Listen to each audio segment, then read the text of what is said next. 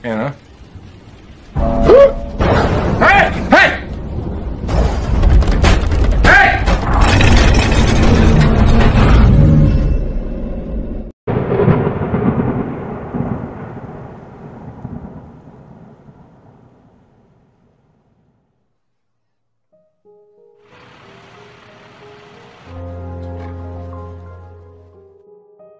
Suatu pagi di Ohio terlihat seorang pria bernama Curtis tengah menatap langit yang begitu gelap.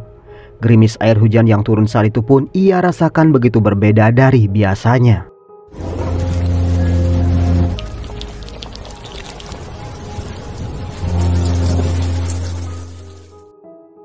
Ia lalu masuk dan melanjutkan sarapannya. Di situ kita pun diperkenalkan dengan istri Curtis yang bernama Samantha.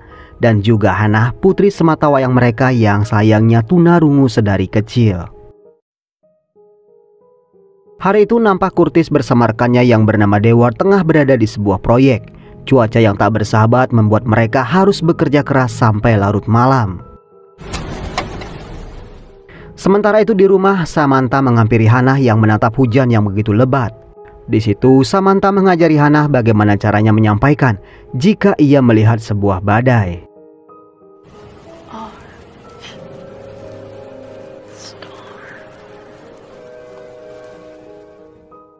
Sepulang bekerja, Curtis melihat putrinya yang sudah tertidur pulas. Tak lama Samantha menghampirinya dan mengatakan kalau Curtis lebih baik beristirahat lebih awal karena hari Minggu besok ia harus membersihkan halaman di belakang rumah. She doing alright today? It's fine. You gotta clean up that trash. I'll get to it this weekend. Keesokan harinya Curtis mulai merapikan puing-puing kayu di halaman belakang.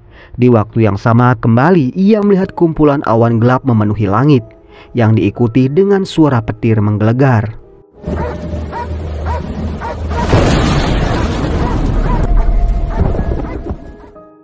Si anjing yang bernama Red terus menyala ke arah awan hitam. Tak lama pengikat Red putus dan anehnya Red mengejar Curtis dan menggigit tangannya. Namun ternyata Curtis hanya bermimpi. Keesokan harinya rupanya mimpi tersebut terus mengganggu pikiran Curtis karena tangannya masih terasa sakit. Ia terus memperhatikan Red dan bahkan melarang Hannah bermain bersama Red. Dan tentu saja hal itu membuat Samantha merasa aneh. Curtis, What? Wait. Di kantor juga begitu, Curtis terus melihat lengannya yang digigit Red dalam mimpinya. Hal itu pun membuat si manajer menegur Curtis karena melamun saat rapat. Day. Yes, sir. End of day. Father-son. Saat di lokasi pengeboran, Curtis melihat burung-burung hitam terbang berarak di langit. Ia pun merasa aneh dan kemudian meninggalkan Dewar bekerja sendirian.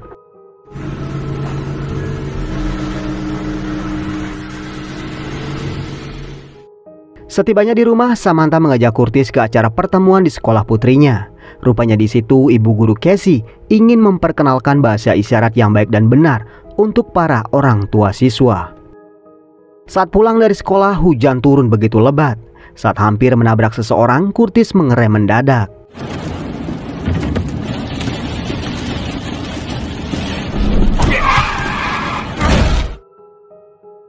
Saat tersadar, Curtis melihat beberapa orang muncul dan menculik Hannah.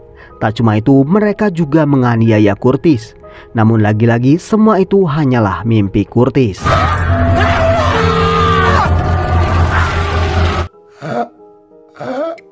Melihat suaminya yang pucat, Samantha pun meminta Curtis mengambil cuti hari itu untuk beristirahat. Namun Curtis mengatakan ia tak apa-apa. Ia juga tak berniat menceritakan mimpinya tersebut pada istrinya. Pagi itu kita diperlihatkan bagaimana keseharian Samantha, di mana untuk mencukupi biaya rumah tangga ia juga membuka kios. Dari situ kita pun tahu kalau kehidupan Curtis dan Samantha terbilang jauh dari kata berkecukupan. Sementara itu di rumah, Curtis yang masih kepikiran akan mimpinya akhirnya membuatkan Red kandang di halaman belakang. Tentu saja hal itu tanpa sepengetahuan Samantha. Di saat yang sama tiba-tiba pandangan Curtis tertuju pada pintu perlindungan badai atau yang biasa disebut shelter. Curtis lalu masuk ke dalam dan nampak ia tengah merenungkan sesuatu begitu lama.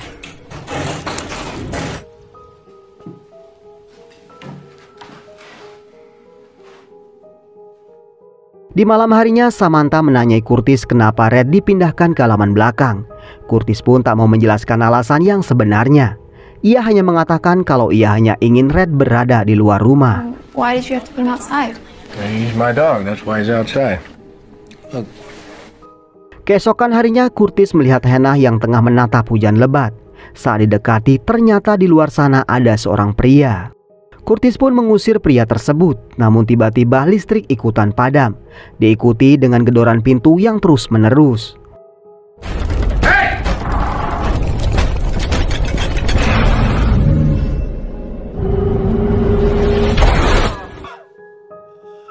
Namun lagi-lagi ternyata semua itu hanya mimpi Curtis. Ia bahkan sampai-sampai ngompol di celana. Curtis lalu menanyakan nomor seorang dokter pada istrinya. Istrinya yang nampak khawatir akan kondisi suaminya pun meminta Curtis langsung ke rumah sakit. Akan tetapi Curtis malah marah dan mengatakan kalau ia tak apa-apa. Breakfast. I got it. I'm sorry. What's wrong with you? Sorry. Di hari Minggu pagi, Curtis membawa Hannah ke perpustakaan. Ia pun mencari buku sakit jiwa, di mana rupanya Curtis curiga kalau dirinya memiliki gejala-gejala yang mengarah pada kondisi gangguan jiwa. Sepulang dari perpustakaan, Curtis memborong banyak sekali makanan kaleng. Hal itu pun membuatnya ketinggalan acara makan siang keluarga besar Samantha. Disitulah Curtis menceritakan kalau ia ingin merenovasi shelter. Namun ternyata tak ada satupun yang menanggapi ucapannya. Cleaning up that storm shelter out back.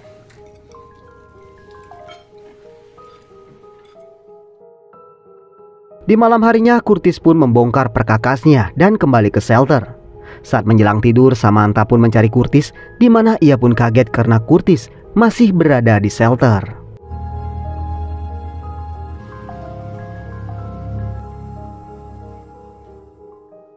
Keesokan paginya, Curtis menemui dokter keluarga yang bernama Shannon. Di situ, Curtis pun menceritakan perihal semua mimpinya dan juga masalah gangguan tidur yang ia alami. Dr. Shannon kemudian meresepkan obat penenang. Ia pun menyarankan agar Curtis menemui seorang psikiater jika keluhannya tak kunjung membaik. This is a prescription for a pretty mild. This is the number of a good friend of mine in Columbus. All right.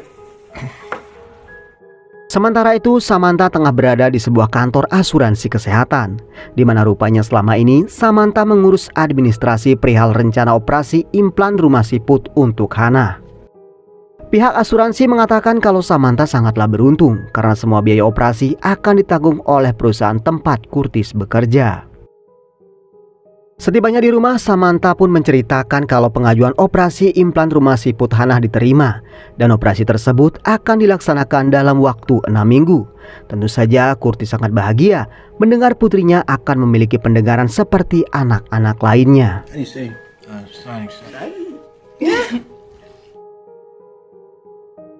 Keesokan harinya, Curtis terbangun tanpa bermimpi apapun. Ia pun berpikir kalau obat dari Dr. Shannon bekerja dengan baik. Hal itu pun didukung Samantha yang melihat Curtis begitu segar pagi ini. You sleep well? Saat berada di proyek, Curtis mendengar suara petir yang begitu menggelegar. Karena merasa aneh ada petir di saat langit cerah, Curtis pun bertanya pada Deward. Namun anehnya, Deward mengatakan kalau ia tak mendengar apapun. Damn it. Sounds like thunder. What sounds like thunder? Tiba-tiba saja Curtis merasa tidak enak badan. Ia mulai muntah-muntah dan merasa sesak nafas. Tak punya pilihan lain, ia pun meninggalkan proyek. Dalam perjalanan, Curtis menghentikan mobilnya. Tak lama kemudian, ia melihat peti kemas yang dijual. Di situ nampak Curtis memandang lama peti-peti tersebut.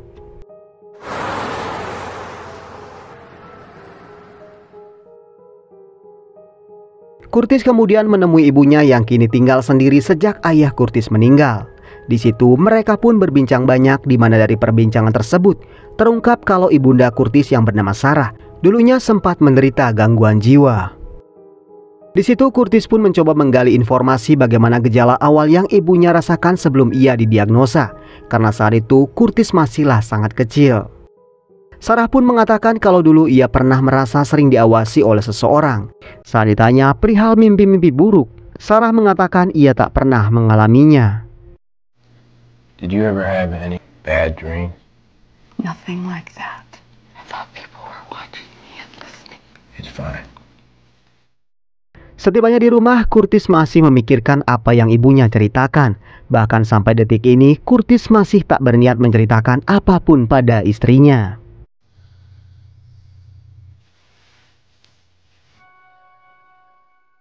Keesokan harinya, Curtis menemui seorang teman lama sekaligus pegawai bank yang bernama John.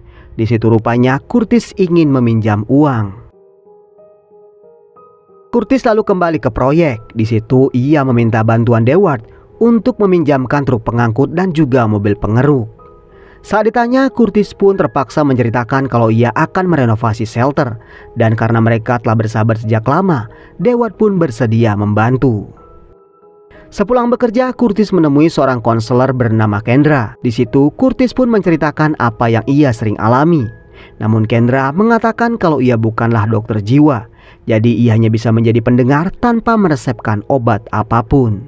I've had 2 diagnosed with schizophrenia, delusions, and hallucinations. 12, so...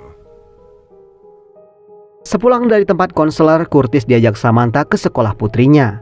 Sepulang dari sekolah, lagi-lagi Curtis menghentikan mobilnya karena ia melihat langit yang benar-benar gelap dan petir menyambar dari berbagai arah.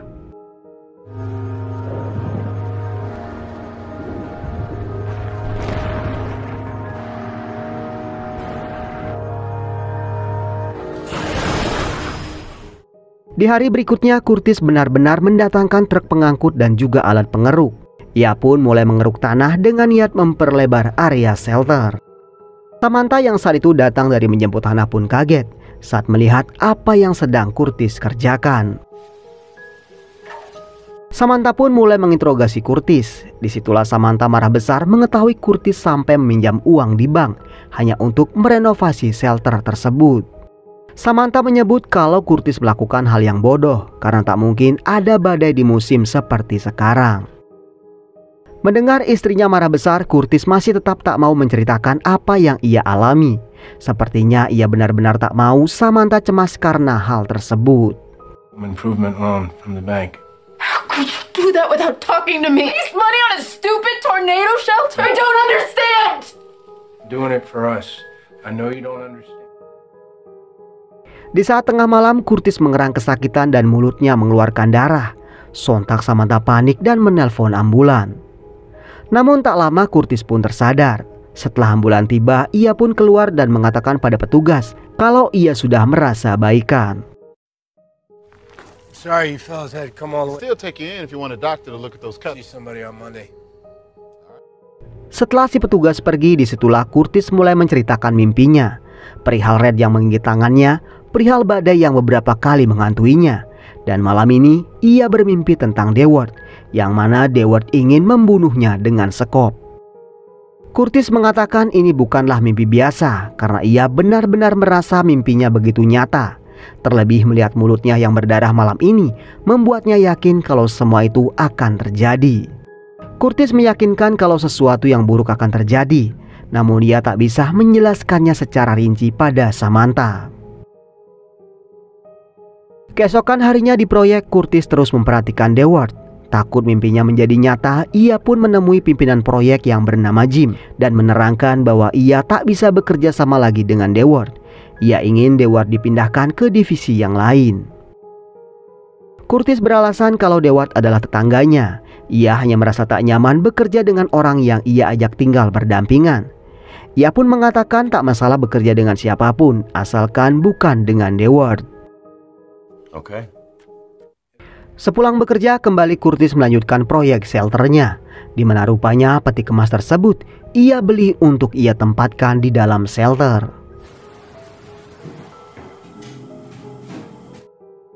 Keesokan harinya, kakak Curtis yang bernama Kyle mendatangi Curtis. Di situ ia mengatakan kalau Samantha yang memintanya datang, karena Samantha merasa khawatir akan kondisi Curtis yang kini sedikit berbeda. Di situ Kyle juga menyinggung perbaikan shelter yang Curtis lakukan, yang menghabiskan begitu banyak biaya. Ia menganggap apa yang Curtis lakukan adalah hal yang bodoh. Tapi Curtis mengatakan kalau ia baik-baik saja. Ia juga tak berniat mengatakan alasannya memperbaiki shelter. Dan karena Curtis tak mau juga bercerita, Kyle pun akhirnya memilih pulang. Sebelum pergi, Curtis menitipkan anjingnya pada Kyle. Ia mengatakan kalau Red lebih baik tinggal bersama Kyle.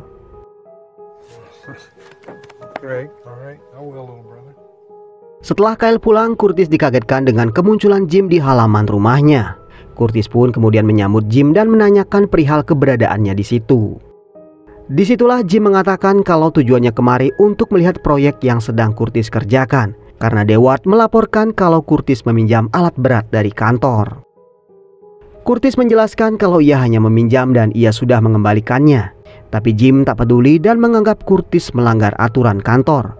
Hari itu juga Curtis pun dipecat, begitu juga Deward. Curtis pun kembali ke dalam dan menceritakan kalau Jim baru saja memecatnya. Tentu saja Samantha kaget dan menampar Curtis. I've been fired. What about the health insurance? You get 2 more weeks. Sorry. Kejadian itu rupanya tak membuat surut niat Curtis mengerjakan shelter, karena ia yakin badai tersebut benar-benar akan terjadi. Sementara itu terlihat Samantha pulang bersama seorang teman, di mana rupanya Samantha juga menerima penjaritan baju. Uang yang baru ia dapat pun tak jadi ia tabung, karena ia sadar hidup mereka kini tak akan bisa seperti dulu. Di waktu yang sama, Samantha melihat Curtis bersama Hannah di halaman rumah. Disitulah ia sempat merasa kalau dirinya terlalu keras pada suaminya sendiri. Samantha lalu menghampiri Curtis dan meminta maaf. Disitulah ia juga berjanji kalau ia akan mencari pekerjaan lain untuk membantu biaya hidup dan mengumpulkan dana untuk biaya operasi Hannah yang kini pertanggungan asuransi kesehatan mereka sudah dihentikan perusahaan Curtis. Di situ Curtis juga diminta mencari dokter yang lebih kompeten untuk menangani masalah kesehatannya. I want you to see a psychiatrist. Think we can afford it? Find the money. I'm gonna get a job. You're gonna find another job.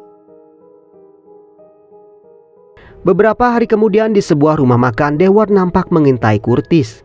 Tak lama Deward pun menghampiri Curtis dan menanyakan kenapa ia dikeluarkan dari timnya.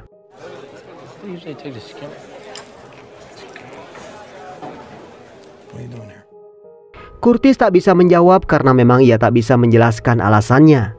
Deward yang kesal pun akhirnya meninju Curtis. Curtis akhirnya menendang kaki Deward sampai patah. Curtis pun nampaknya begitu marah dengan semua yang ada di situ, yang berpikir kalau dirinya gila.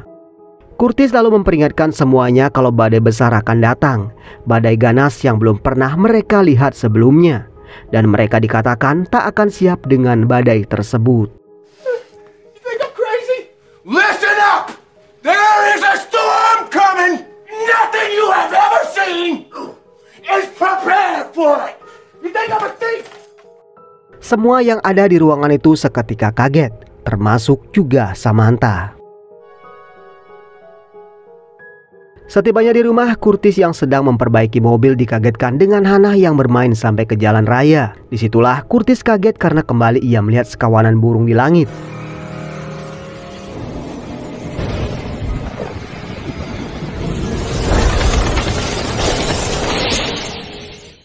Tak sampai di situ, burung-burung hitam itu pun kemudian satu persatu mati dan berjatuhan.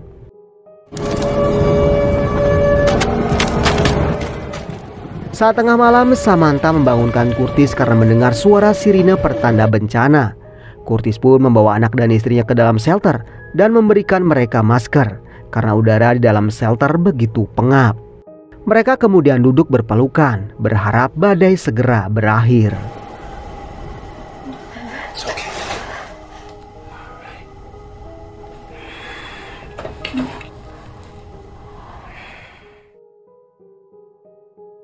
Beberapa jam kemudian Curtis terbangun. Ia lalu mendekati pintu keluar dan mendengarkan suara petir yang masih menggelegar di luar sana. Sesaat kemudian Samantha terbangun. Ia pun membangunkan Curtis dan mengatakan kalau badai sudah berakhir. Samantha kemudian meminta Curtis membuka pintu. Tapi anehnya Curtis menolak dan mengatakan kalau ia masih mendengar deru angin dan petir di luar sana. Namun Samantha mengatakan kalau ia tak mendengar apapun. Ia memohon agar Curtis membuka pintu shelter karena badai sudah berakhir. It's over. Curtis beranjak ke pintu keluar, namun sepertinya ia masih takut membuka pintu karena ia masih mendengar jelas suara angin dan juga gelegar petir. Curtis lalu meminta Samantha menempelkan kedua tangannya di pintu. Sesaat kemudian Samantha menggelengkan kepalanya bertanda ia tak merasakan apapun.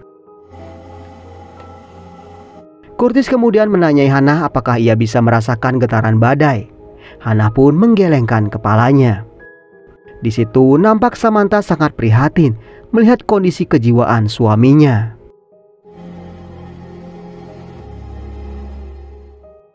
Tak mau menyakiti perasaan suaminya, Samantha lalu menghampiri Curtis dan mengatakan dengan pelan kalau tidak ada badai di luar. Dan ia kembali memohon agar Curtis membuka pintu shelter. Dengan tubuh gemetar, Curtis menuju pintu dan membuka gembok shelter. Setelah pintu terbuka, Curtis melihat pagi itu seperti pagi yang lain. Langit cerah dan hanya terdapat beberapa cabang pohon yang patah karena hujan lebat semalam.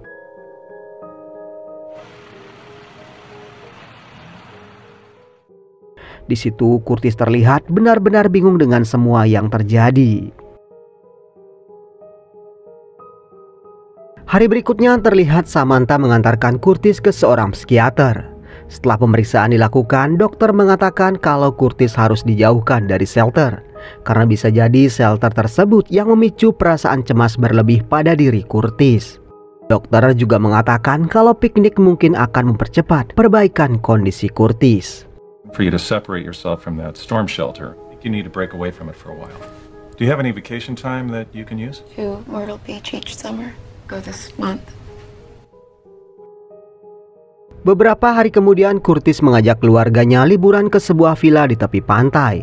Di situ Curtis nampak begitu happy dan melupakan sejenak semua permasalahan dalam hidupnya. Sesaat kemudian tiba-tiba Hannah melihat ke arah laut dan memberikan isyarat badai kepada ayahnya. Curtis pun tercengang saat melihat ke arah pantai.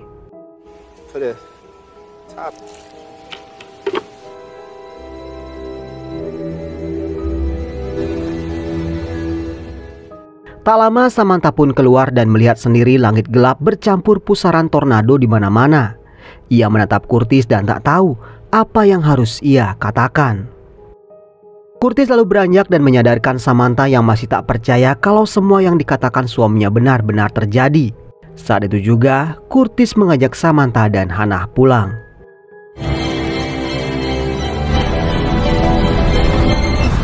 Sam. Dan film pun selesai.